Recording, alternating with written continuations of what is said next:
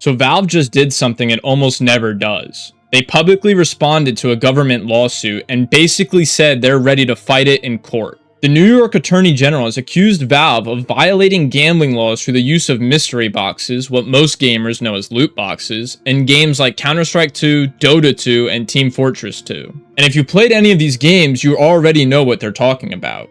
You buy a case or a chest, you open it, and you receive a random cosmetic item. Sometimes it's something common, sometimes it's extremely rare, and sometimes those rare items can end up being worth a lot of money on the Steam marketplace. Because of that, the New York Attorney General is arguing that these mystery boxes function like gambling. But Valve completely disagrees with that claim, and in a rare public statement they laid out their defense, not just to regulators, but directly to their players. And the interesting part is that Valve isn't just defending their own system here, they're also defending a much bigger idea: digital ownership. Because depending on how this case goes, it could affect the entire way digital items work in video games. Now, to understand Valve's argument, we have to start with what the lawsuit is actually claiming. The core accusation from the New York Attorney General is that loot boxes violate the New York gambling laws. The reasoning is based on a simple three-part test that many legal systems use to determine whether something qualifies as gambling. First, you spend money. Second, the outcome is determined by chance. And third, you receive a prize. If all three are present, regulators often argue that the activity resembles gambling. And in games like Counter-Strike, players can buy cases, open them randomly, and receive skins that may have value. So on the surface, regulators see a system where people spend money for a random outcome that might produce something valuable. And that's why they believe it could fall under gambling laws. But Valve believes that this comparison doesn't make any sense. Because if opening a random digital item counts as gambling, then we would also have to call a lot of normal products gambling. Valve points to examples that have existed for decades: baseball card packs, Pokemon cards, Magic the Gathering. When you buy a trading card pack, you don't know what's inside. You might get a common card, or you might get something rare and valuable. But nobody calls opening a pack of Pokemon cards gambling. It's simply considered a collectible system. And Valve argues that mystery boxes in their games work exactly the same way. You're buying a pack of randomized collectibles, except instead of cardboard cards, they're digital cosmetic items. And Valve also emphasizes that these items are cosmetic only. They don't give players gameplay advantages, they don't make your character stronger, and they don't change the outcome of matches. They're essentially skins, visual changes for weapons or characters. So from Valve's perspective, the comparison to gambling is misleading. They believe their system is much closer to the traditional collectible markets that have existed for generations. But the situation gets more complicated when you consider something else: the trading economy. Because unlike most video games, Valve allows players to trade and sell items through the Steam marketplace. This is where digital ownership becomes a big part of the debate.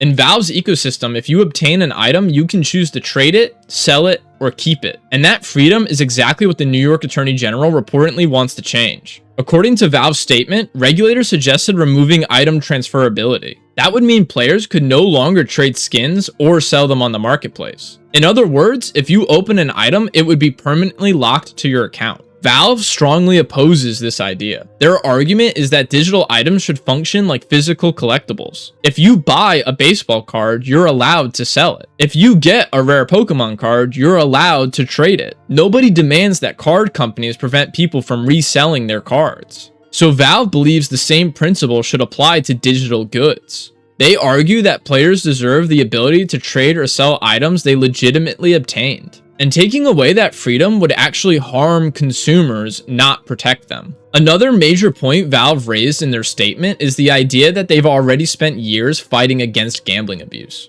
Over time, third-party websites have attempted to build gambling platforms using digital skins. These sites would allow users to bet skins on games or other outcomes. Valve says they have taken serious action to combat this. According to their statement, they have locked over 1 million Steam accounts connected to fraud or gambling abuse. They've introduced trade cooldowns to slow down suspicious activity. They've taken steps to prevent item theft. and they've banned gambling-related businesses from sponsoring tournaments or participating in their ecosystem. So Valve argues that they are not encouraging gambling. Instead, they say they've spent years actively trying to stop outside companies from exploiting their system. But one of the most surprising parts of Valve's response, and honestly one of the biggest concerns for players, involves something else entirely: user data and privacy. According to Valve, the New York Attorney General suggested that the company should collect additional information about players in order to detect people who might be hiding their location using VPNs. Now, if you're not familiar, a VPN, or virtual private network, is a tool that routes your internet connection through another location. People use VPNs for a lot of different reasons. Some use them for security on public networks. Some use them for privacy so their internet activity isn't tracked as easily. Some people use them while traveling so they can access services from their home country. And yes, sometimes people use VPNs to bypass regional restrictions. But what regulators were apparently asking Valve to do goes far beyond simply checking where someone's connection appears to be coming from. Valve says that in order to enforce what the New York Attorney General was suggesting, they would have needed to collect much more personal information about their users than they currently do. And that's where things get controversial. Because Steam isn't just a platform used by people in New York, it's used by hundreds of millions of players worldwide. If Valve were required to implement systems specifically designed to detect VPN usage, that would likely mean building infrastructure capable of deeply analyzing how and where users connect to their platform. That would involve collecting additional location signals, connection data, and other identifying information about players' networks. In other words, enforcing these rules might require expanding surveillance across the entire user base just to ensure that a small percentage of users aren't bypassing regional restrictions. Valve's position is that this would be an unnecessary invasion of privacy. They argue that Steam already collects the information necessary to process payments, verify accounts, and operate the platform. But expanding that data collection just to track potential VPN usage would mean monitoring players in ways that go far beyond what is needed to run the service. And this is where Valve frames the issue as not just a legal dispute, but a question about protecting their users. In their statement, they emphasize that Steam users care about the security of their personal data. And Valve says it's in everyone's interest to only collect the information that's actually necessary to operate the platform and comply with the law. In other words, they're arguing that regulators are asking them to build systems that could compromise user privacy for millions of players, all to enforce restrictions that may not even exist in law yet. That's a pretty big deal. Because in an era where companies are constantly criticized for collecting too much data, Valve is basically saying they refuse to start gathering more personal information about players just to satisfy regulatory demands. And for a lot of gamers, that stance is probably going to resonate. Another key part of Valve's statement is their explanation for why they refuse to settle the case. Valve openly acknowledges that it would have been easier and cheaper to make a deal with the New York Attorney General. Many companies choose that path. They settle quietly, change their system slightly, and they move on. But Valve says they refuse to do that because the demands being made go beyond existing law. In their view, regulators are trying to force changes that haven't actually been passed by the New York legislature. Valve says that if lawmakers pass a law regulating mystery boxes, they will comply with it. But they're not willing to voluntarily change their entire system based on demands that go beyond the current legal framework. So instead of settling, they're willing to let the courts decide. And that's a big deal because it means this case could end up setting a precedent for the entire industry. And this is where the conversation becomes much bigger than just Valve. Because the reality is that loot boxes exist in dozens of major games. If a court ultimately decides that systems like this could count as gambling, it could trigger major changes across the gaming industry.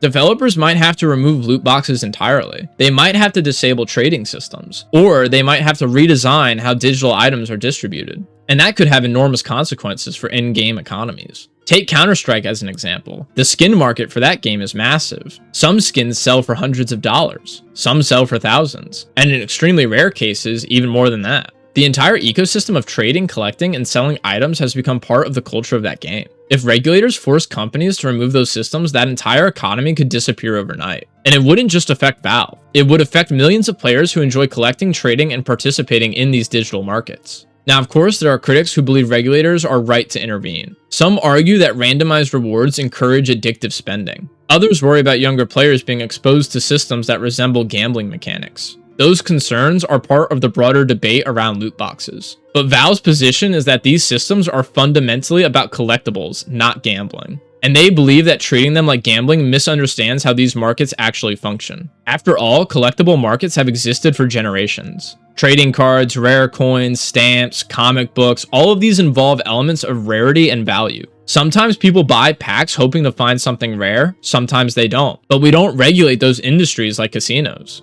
And Valve believes the same logic should apply to digital collectibles. In their view, the real risk here isn't loot boxes themselves. The real risk is overregulation that could destroy digital ownership systems that players actually enjoy. At the end of their statement, Valve makes it clear that this dispute will ultimately be decided by the courts. They believe their position is correct. The New York Attorney General believes otherwise. And now it's going to be left up to the judges to decide. Whatever the outcome is, the decision could have ripple effects across the entire gaming industry. Because this case isn't just about one company or one state. It's about the broader question of how governments should regulate digital economies, and whether digital items should be treated like gambling chips or like collectibles that players truly own. For now, Valve is standing its ground. And whether you agree with them or not, it's clear that this case could shape the future of gaming in ways we haven't even fully realized yet. Because if regulators succeed in redefining systems like this as gambling, the entire structure of digital item economies might have to change. But if Valve wins, it could reinforce the idea that digital collectibles are legitimate forms of ownership and that players could have the freedom to trade and manage them just like physical collectibles. And honestly, that's a debate that probably isn't going to go away anytime soon. Because as games continue to evolve into massive digital economies, governments are going to keep asking the same question. Where exactly is the line between entertainment, collectibles, and gambling? And the answer to that question might end up reshaping the future of gaming itself. Anyways, let me know what you guys think of this lawsuit in the comments below, and I'll see you all in the next one. Bye.